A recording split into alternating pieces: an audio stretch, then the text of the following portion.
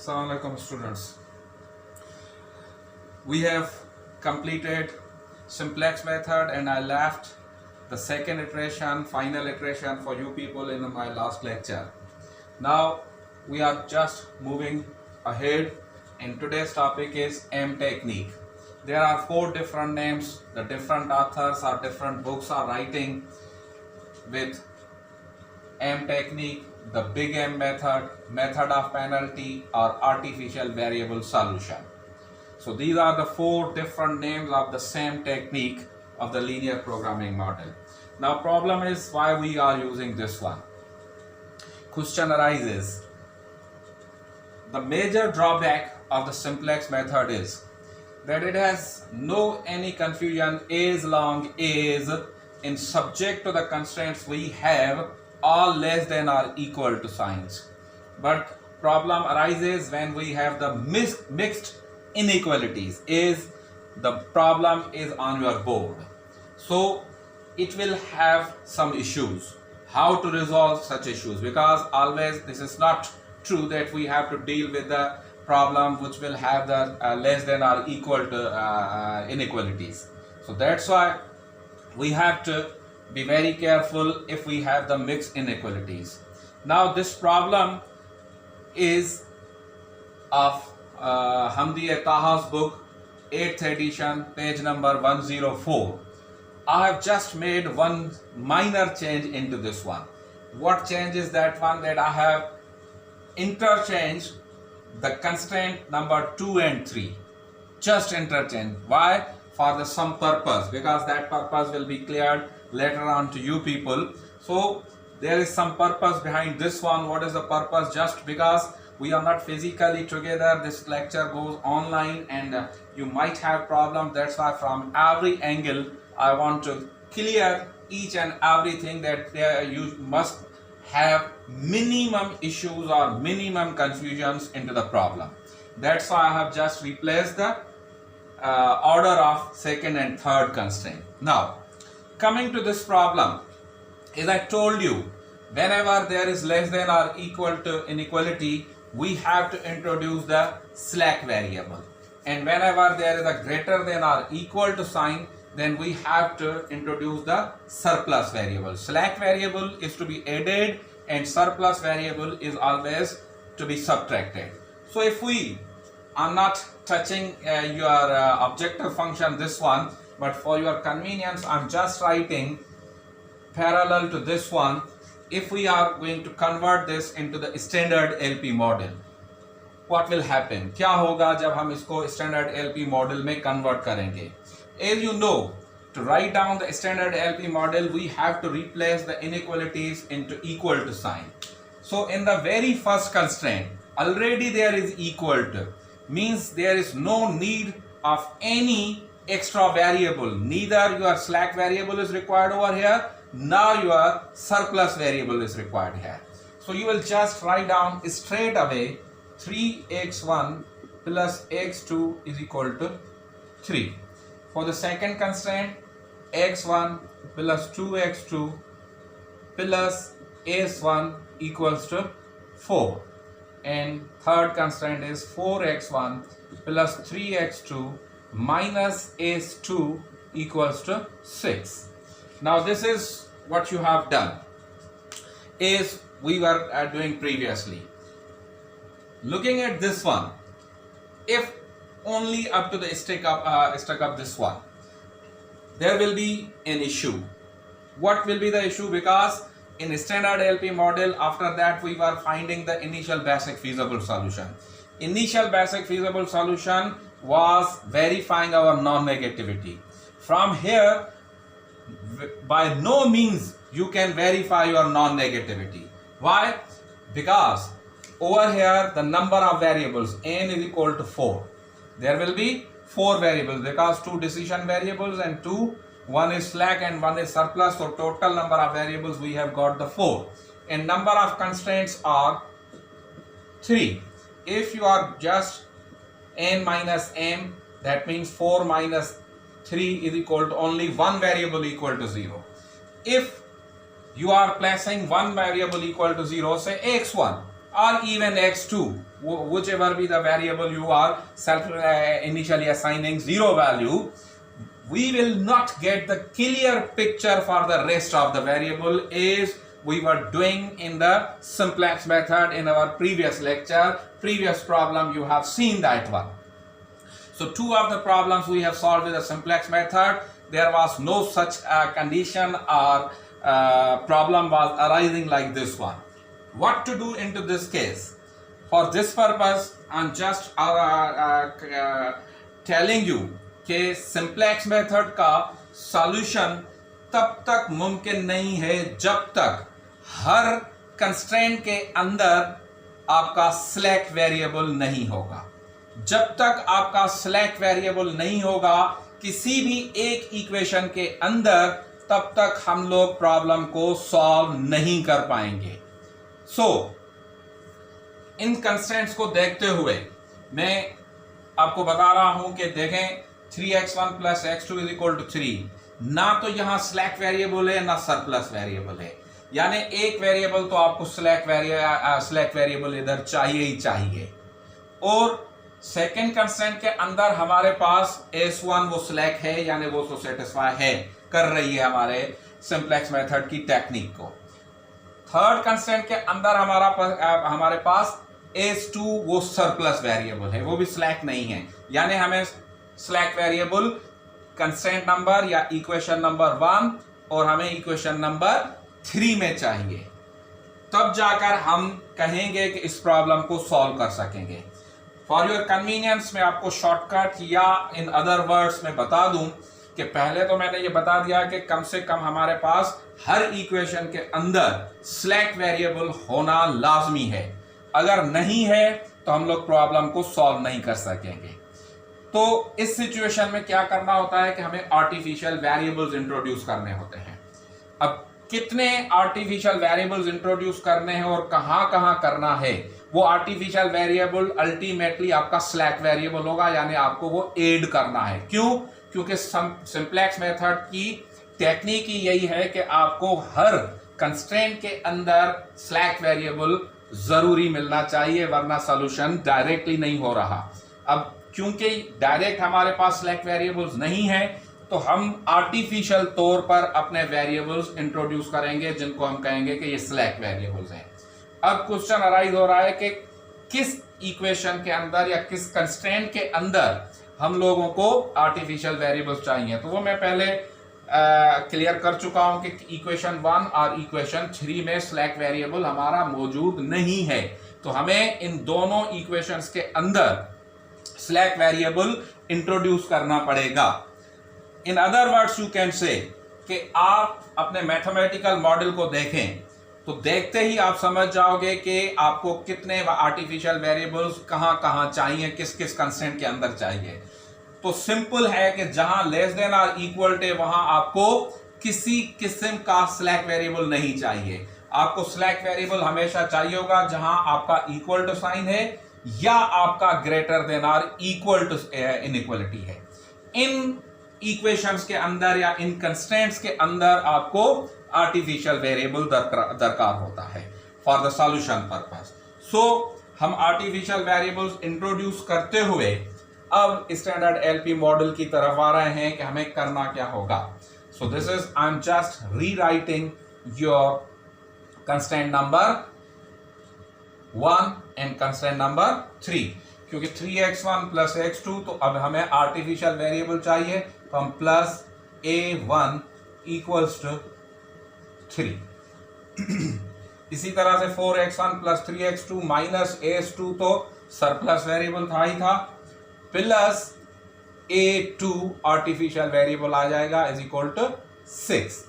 अब आपके पास जो टोटल नंबर ऑफ वेरिएबल्स यानी नॉन नेगेटिविटी में अगर हम लिखें भी x1, x2, s1, s2, a1, a2 और greater than or equal to 0। So now हमारा स्टार्टिंग बेसिक फीजिबल सॉल्यूशन या इनिशियल बेसिक फीजिबल सॉल्यूशन वो क्या था कि by setting n minus m variables equal to 0 by setting n minus m variables equal to 0. तो यहां n number of variables, in last lecture I told you n is total number of variables, that is 6. m is number of constraints, that is 3. So n minus m का मकसद हुआ 6 minus 3 equals to 3 variables will be equal to 0.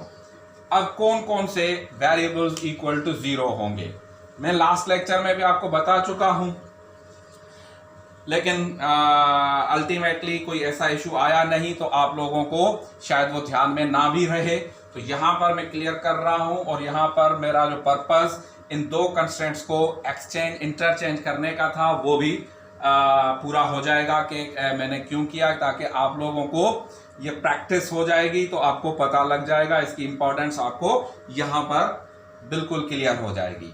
Now तो 6 minus 3 is equal to 3. 3 variables are equal to 0. I told you last time even, first preference is to be given to your decision variables. That means x1 is equal to 0, x2 is equal to 0. Now rest of the out of the 4 variables, बाकी के जो 4 variables हैं उनमें से सीधी सी बात है कि artificial variables को आप जीरो नहीं करोगे क्योंकि वो तो आपने इंट्रोड्यूस किए हैं, तो बाकी बचता है S1 और S2। तो बाय सीक्वेंस अगर आप जाएंगे, कोई स्टूडेंट कर सकता है तो S1 को वो जीरो करेगा। No, this is over here what was the purpose कि मैंने इनको एक्सचेंज किया था।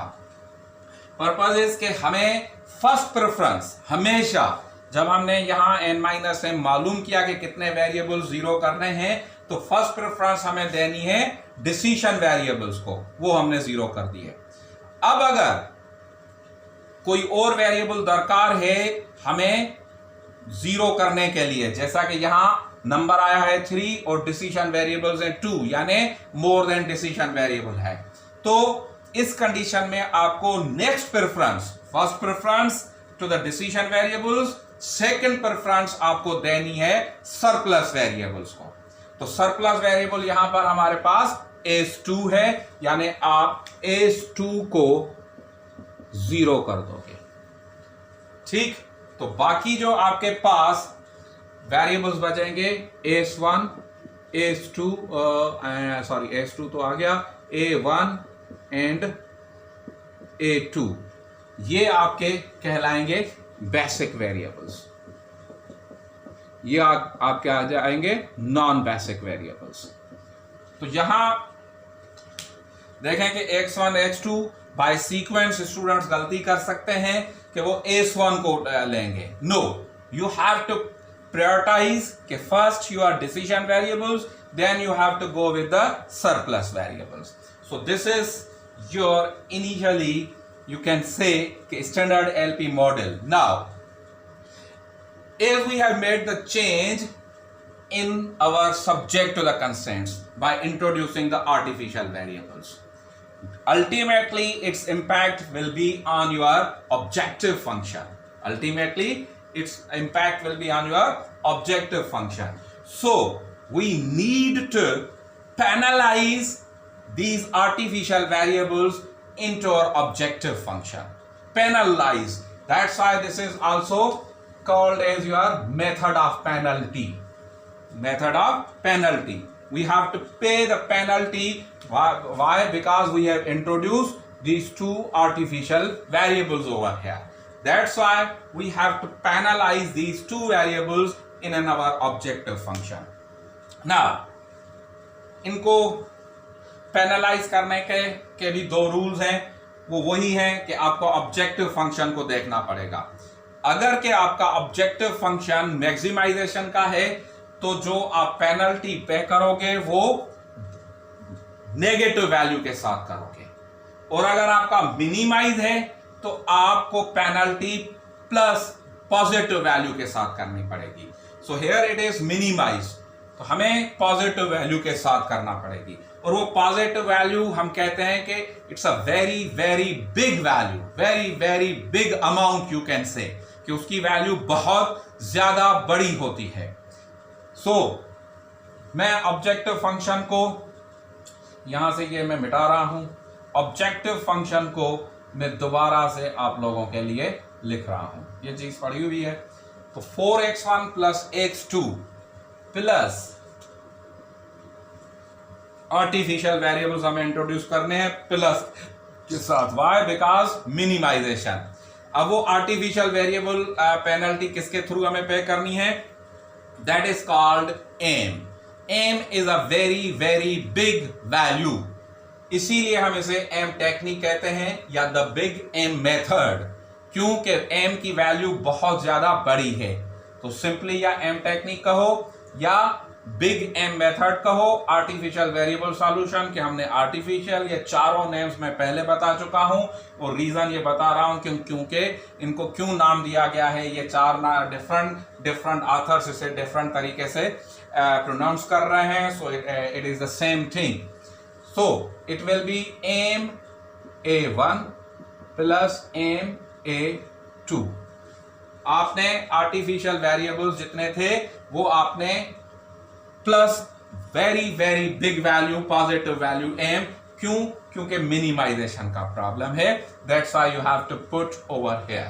Now this should be clear. अगर ये मैक्सिमाइजेशन का होता तो minus M A1 minus M A2 हम लिखते हैं, but this is minimization, that's why plus M A1 plus M A2 होगा। नाउ फर्दर मैं सिंप्लीफाई कर रहा हूं। मैंने ये क्यों आपके सामने रखा हुआ है, इसका मकसद है बिकॉज के यहां से आप लोग अब वैल्यूज z की वैल्यू हम लिखेंगे 4x1 plus x2 plus m A1।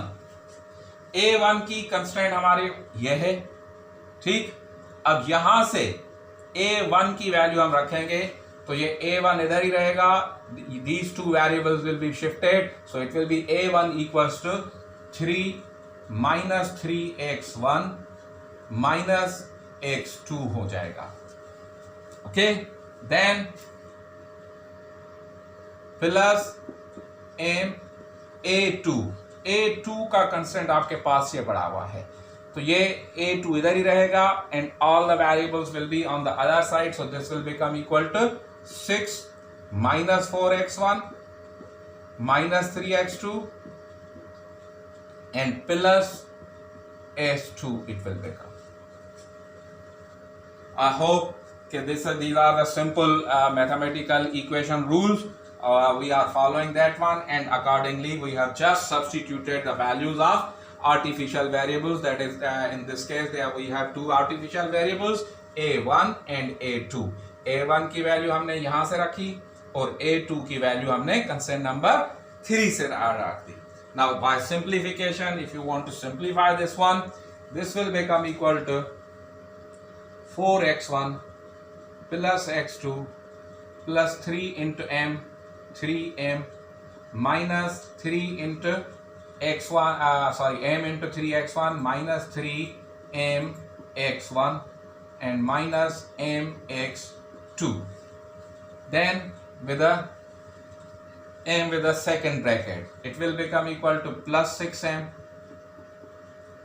minus 4m x1 minus 3m x2 and plus m s2 हो जाएगा।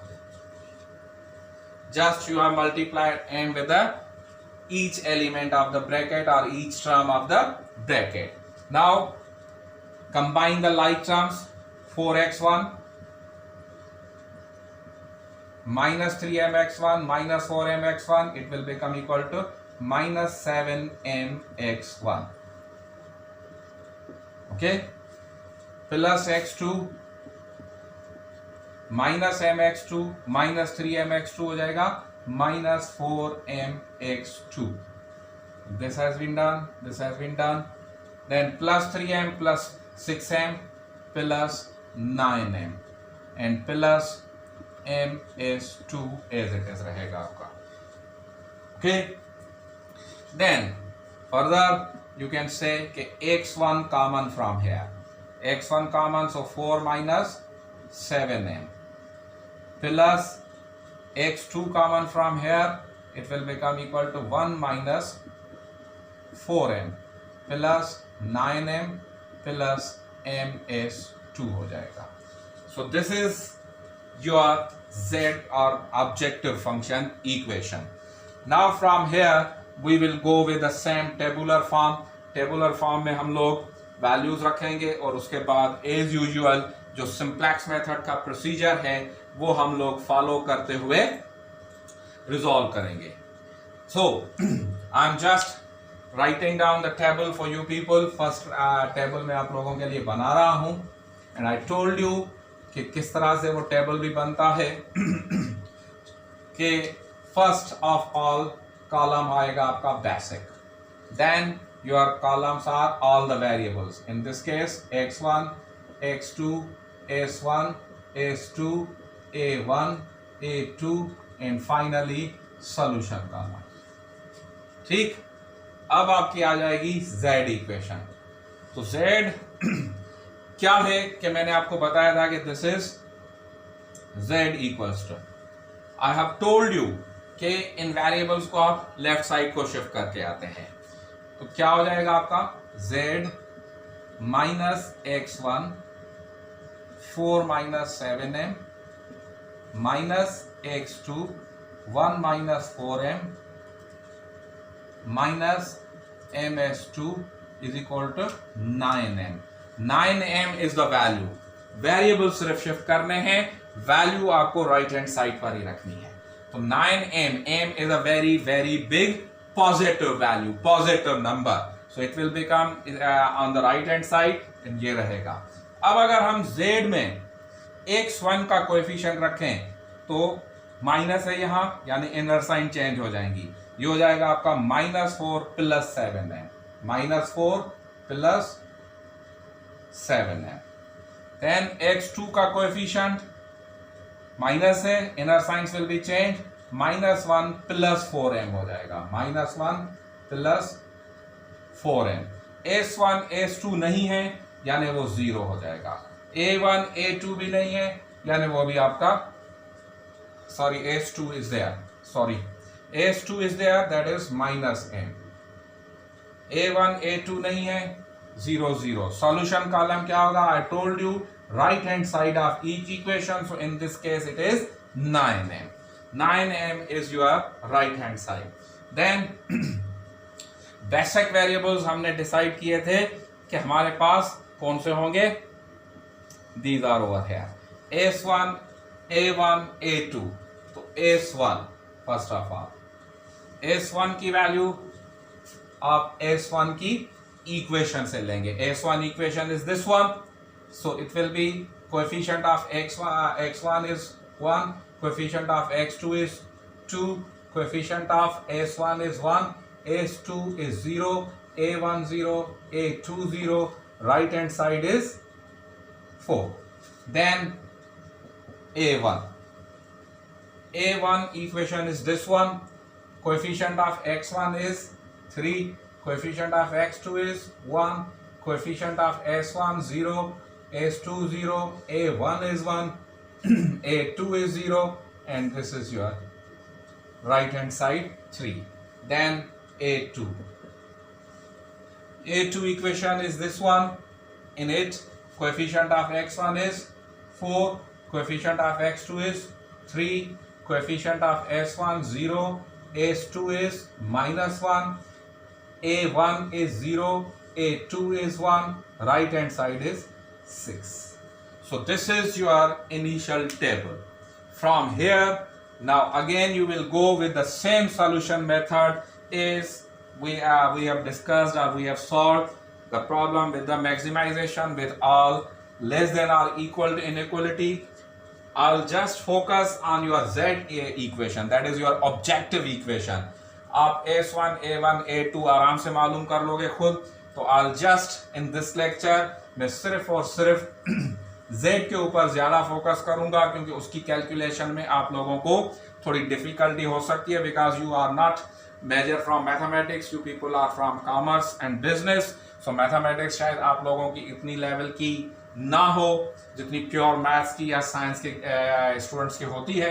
इस वजह से I just go with this one Z equation, I just focus maximum on your Z equation. बाकी आप लोगों के लिए इश्यू नहीं होगा, वो सिंपल है, वो आप लोग करते आए हो। इस वजह से S1, A1 और A2 के ऊपर या लीविंग वेरिएबल जो होगी वो हम तो नहीं मालूम करेंगे।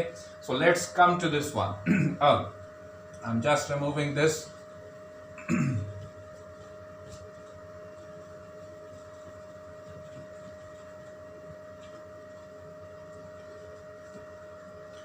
Now, as our objective function is of minimization, and in minimization I told you कि हम लोग जब एंटरिंग कॉलम डिसाइड करते हैं, एंटरिंग कॉलम हमारा डिसाइड कैसे होता है, मैंने आपको बताया था कि मैक्सिमाइजेशन में most negative value in Z equation, ये मिनिमाइजेशन है तो हमें लेना पड़ेगा most positive value in the Z equation. अब एम के होते हुए आप लोगों को कंफ्यूजन होगी कि सबसे बड़ी वैल्यू कौन सी है, मोस्ट पॉजिटिव वैल्यू कौन सी है आपकी। सो यहां पर आपको मैं सिंपली कहूंगा कि एक आर्टिफिशियल वैल्यू एम की आप कोई भी सपोज कर लो, कोई भी एम की वैल्यू सपोज कर लो। से हम कह रहे हैं कि एम बहुत बड़ी वैल्यू है, तो हम कह रहे हैं कि ये 100 है, सपोज जस्ट 100। तो अगर हमने यहां वैल्यू -x1 में यहां लिख रहा हूं आपके लिए, x1 -4 + 7m है। अगर m की वैल्यू आपकी 100 है तो -4 + 7 × 100, -4 + 7 × 100 700 होगा, और 700 प्लस और माइनस का 4 यानी 696 वैल्यू होगी आपकी x1 की।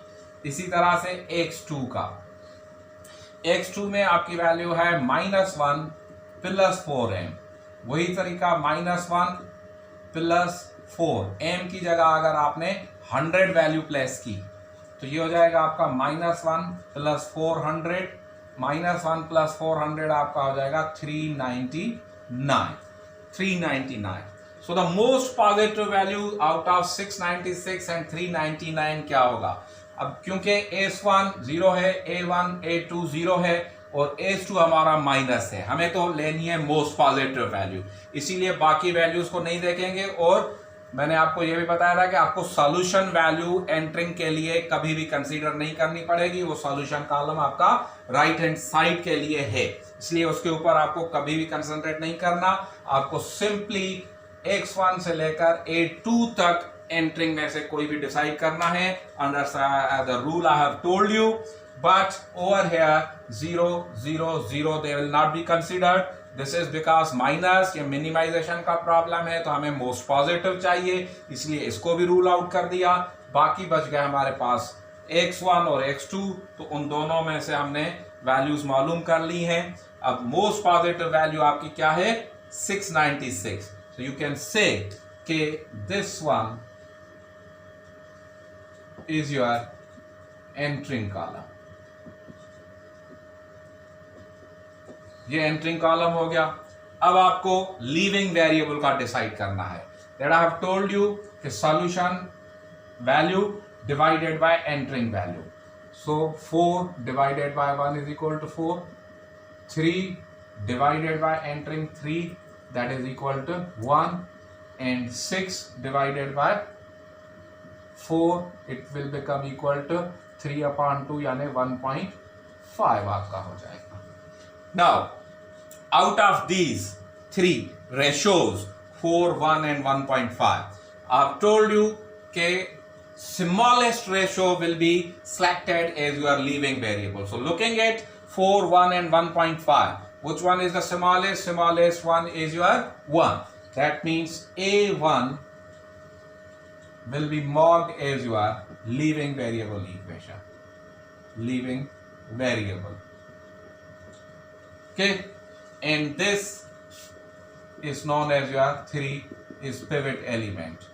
Last time I told you कि pivot element की definition क्या है? It is an intersection of entering column and leaving variable. Intersection यानी जहां पर entering column और leaving variable एक दूसरे को intersect करेंगे उस एलिमेंट को हम कहते हैं कि ये पिवट एलिमेंट है।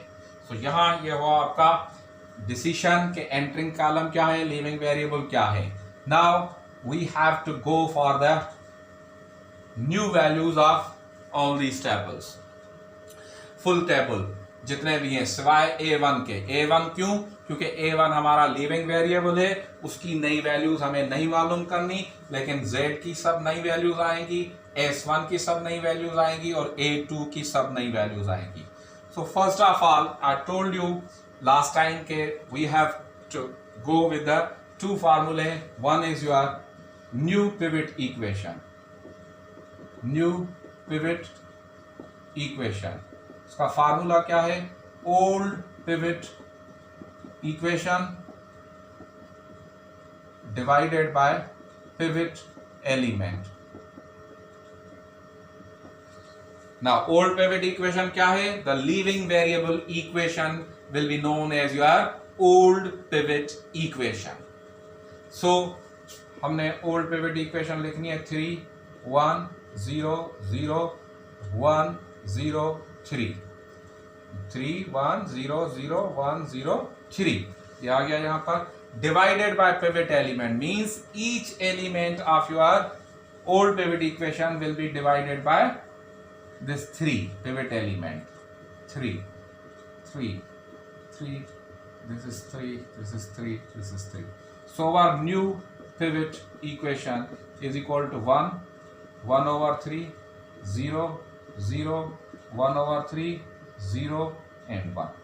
this is your new pivot equation। ये आपकी हो गई न्यू पिवट इक्वेशन। अब हमें मालूम करनी है new Z equation. New Z equation is equal to old z equation minus its entering column coefficient multiplied by NPE, that is new pivot equation।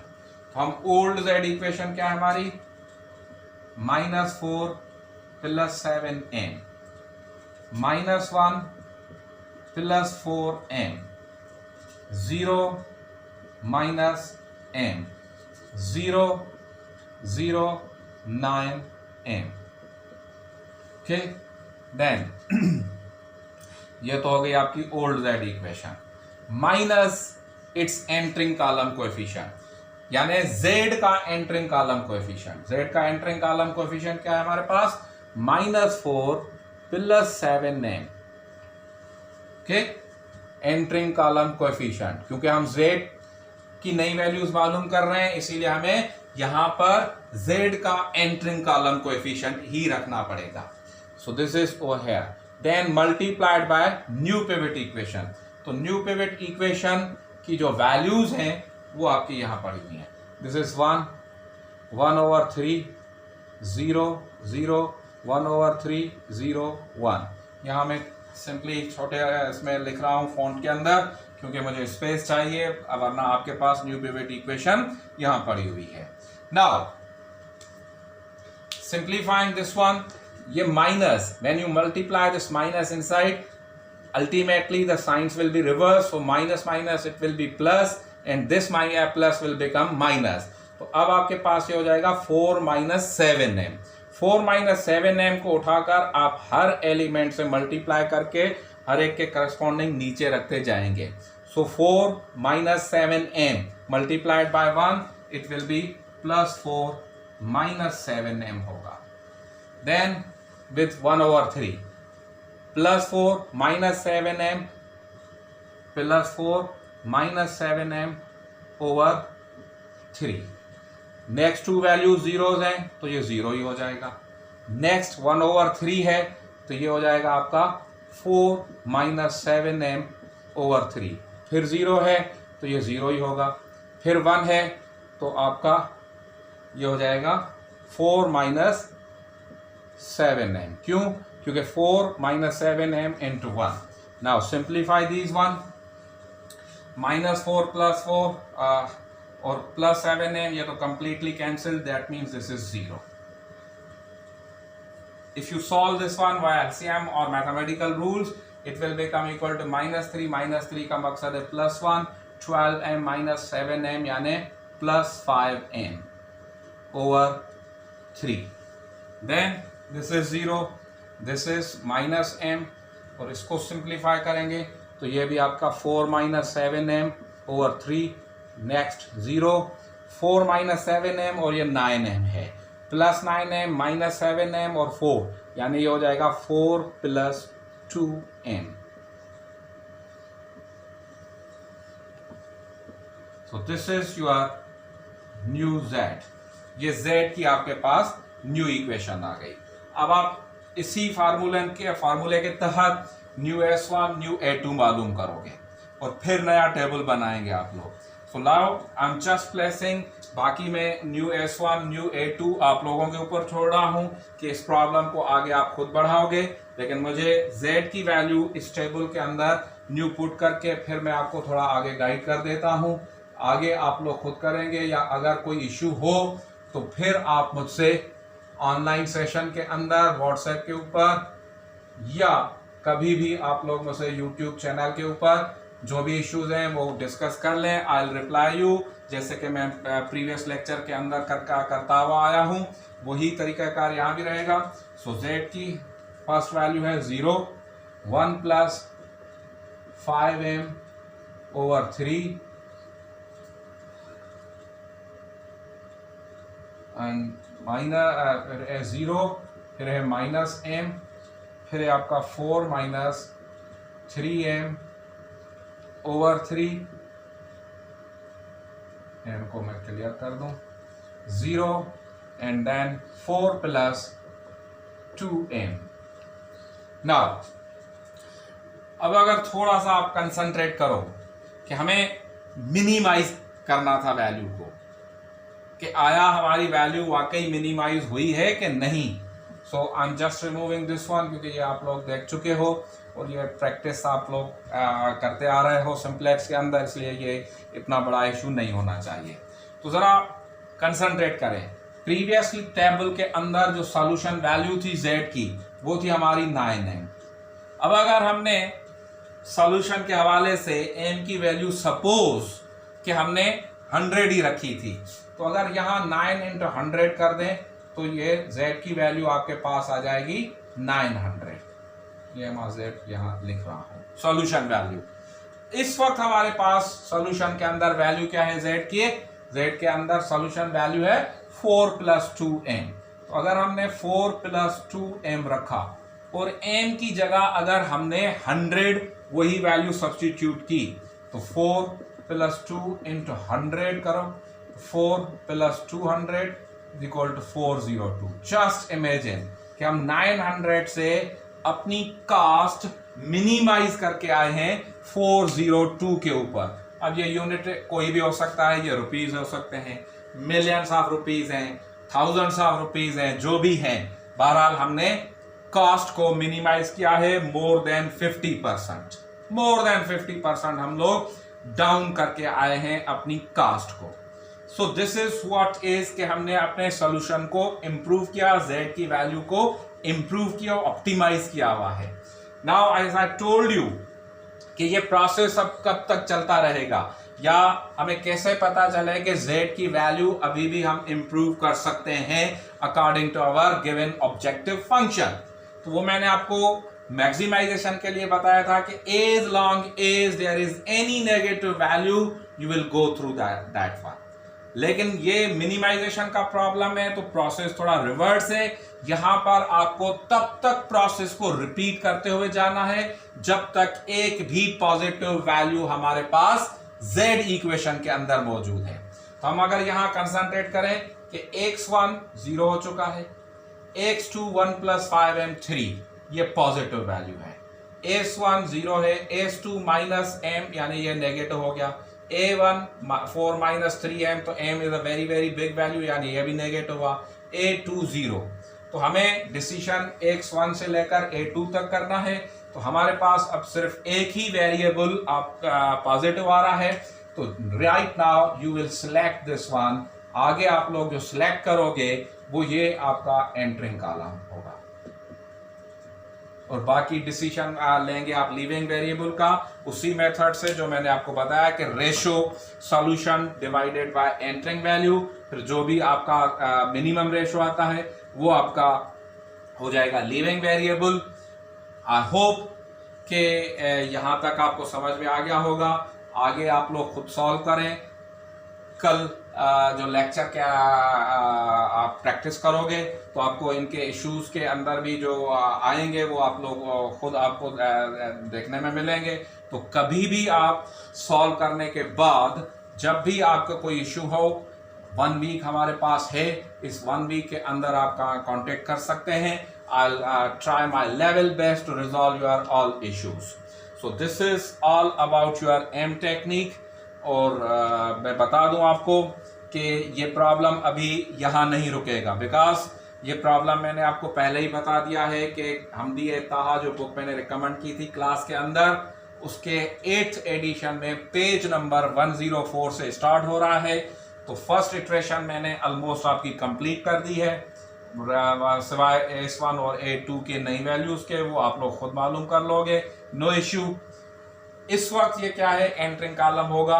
अब बज़ाहिर आपको ये लगेगा कि शायद ये आखिरी इटरेशन है, नहीं, ये आखिरी इटरेशन नहीं होगी। आगे चलेंगे तो एक और पॉजिटिव वैल्यू आपको मिल जाएगी, वो आप बुक खोलकर भी देख सकते हो, लेकिन बुक के अंदर इतनी डिटेल में सारी चीज़ें नहीं है। वो सिंपली टेबुलर फॉर्म में आपको सॉल्यूशन दिया हुआ है, यहाँ किस तरह से कैलकुलेशन और क्या करनी है वो मैंने पूरा आपको एक्सप्लेन कर दिया है। होप कि आपको ये पूरा समझ में आ गया होगा। इंशाल्लाह आपका question and answer live session के अंदर मैं आपके साथ हूँगा, या जब भी आपका कोई प्रॉब्लम हुआ तो मैं आपके साथ हूँ, मैं आपको रिप्लाई करता जाऊँगा। इंशाल्लाह विल मीट नेक्स्ट वीक। तब तक अल्लाह हाफिज़।